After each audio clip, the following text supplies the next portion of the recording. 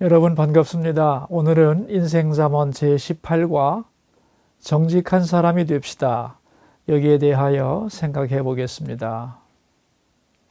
혹시 이런 질문을 해 보셨나요? 내 인생은 왜 이렇게 고달플까?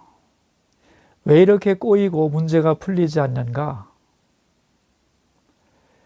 미국의 정신분석가 스코트 팩은 그 이유는 사람들이 자기 인생에 대하여 정직하지 않기 때문이라고 말했습니다. 그렇다면 인생에 대하여 정직하다는 것은 무엇일까요?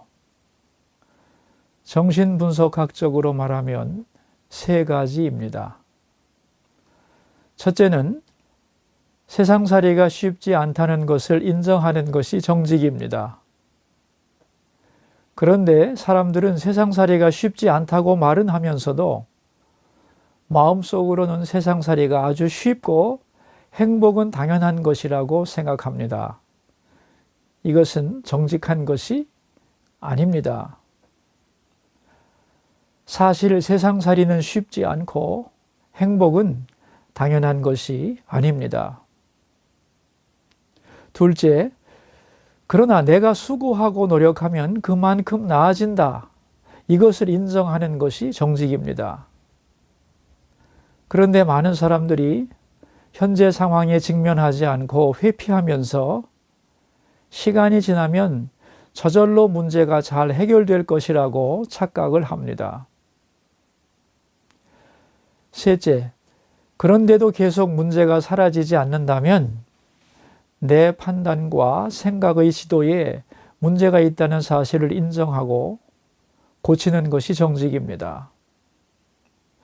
잘못을 인정하고 고치는 것이 결코 쉽지는 않지만 그래야만 회복할 수 있고 성숙할 수 있고 아름다운 모습으로 변해갈 수 있습니다. 이렇게 세 가지에 대하여 정직하지 못하기 때문에 우리 인생이 힘들다는 것입니다. 우리는 흔히 정직함을 거짓말하지 않는 것 정도로 생각합니다. 그러나 정직은 그것보다 훨씬 더 커다란 개념입니다. 성경 전도서 7장 29절에 보면 이런 말이 나옵니다.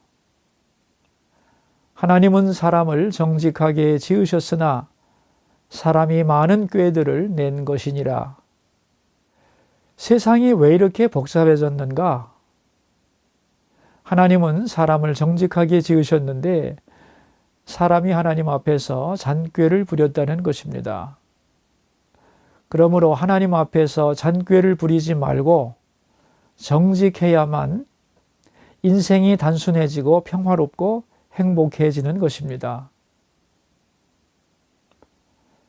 그렇다면 성경이 말하는 정직한 삶이란 어떤 것일까요? 정직한 삶의 모습을 몇 가지만 살펴보도록 하겠습니다. 첫째는 271페이지 중간입니다. 너는 잠자기를 좋아하지 말라. 뇌가 빈궁하게 될까 두려우니라. 내 눈을 뜨라. 그리하면 양식이 족하리라.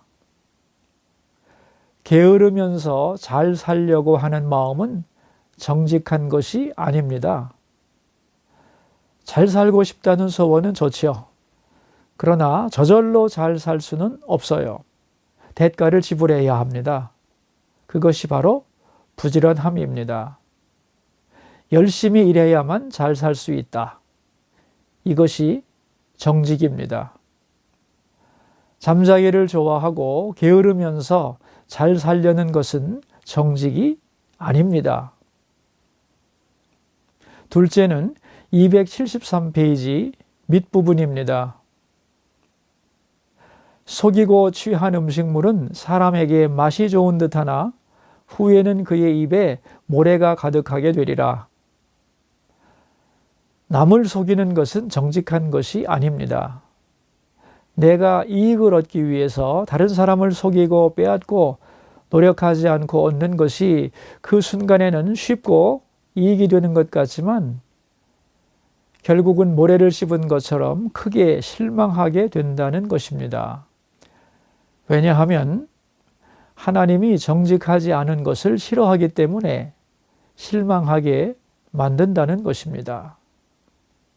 그러니까 다른 사람을 속이는 것은 정직한 것이 아닙니다. 셋째, 274페이지 중간입니다. 지금의 나를 있는 그대로 받아들이는 것이 정직입니다. 얼마 전에 은퇴하신 교수님을 만나서 총장님 하고 불렀는데 그분이 정색을 하면서 이렇게 말했습니다. 정확하게 불러주세요. 나는 총장도 아니고 교수도 아닙니다. 그냥 시골 아저씨입니다. 그 말을 들은 우리들은 무척 당황했습니다. 그러자 그분이 우리들에게 이렇게 말을 했습니다. 내가 왜 이렇게 말하는 줄 아세요? 늙어서 자기를 있는 그대로 받아들이지 않으면 이상한 사람이 됩니다. 과거는 내려놓고 오늘 내 모습을 그대로 받아들이는 훈련을 해야 합니다. 그 말을 듣고 거기 있던 우리들은 다들 고개를 끄덕거렸습니다. 여러분, 지금의 나를 정직하게 받아들여야 합니다. 내가 옛날에 장관이었는데 그러면서 계속 장관 대접을 받으려고 하면 안 되는 것입니다. 지금 나는 장관이 아니다. 지금의 내 모습을 인정하는 것이 정직입니다. 넷째는 275페이지 성경 구절입니다. 자기의 아비나 어미를 저주하는 자는 그의 등불이 흑암 중에 꺼짐을 당하리라. 처음에 속히 잡은 산업은 마침내 복이 되지 아니하느니라. 부모의 유산을 빨리 받고 싶어서 왜 빨리 주지 않는가? 부모에게 불평하고 원망하는 것은 정직한 마음이 아닙니다. 왜냐하면 부모님의 것은 내 것이 아니거든요.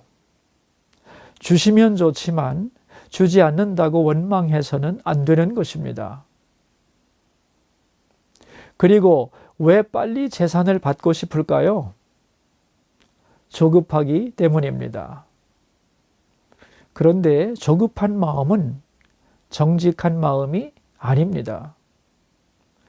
빨리빨리 내 생각대로 되지 않는다고 조급해하고 실패했다고 낙심하면 안 됩니다. 이것도 훈련 과정입니다. 지혜를 얻는 과정이고 인격이 성장하는 과정이고 인생의 기초 공사를 하는 시간이기 때문입니다. 그렇다면 어떻게 해야 우리는 정직할 수 있을까요? 277페이지입니다. 사람의 영혼은 여호와의 등불이라. 하나님은 우리 영혼의 깊은 곳까지 환하게 보고 계신다는 뜻입니다.